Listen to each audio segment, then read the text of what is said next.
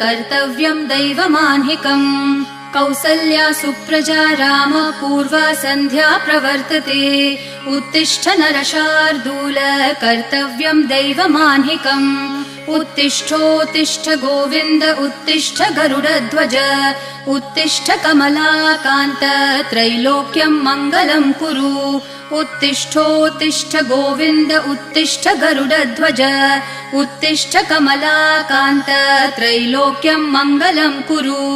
मातः समस्त जगतां मधुकैटभारेः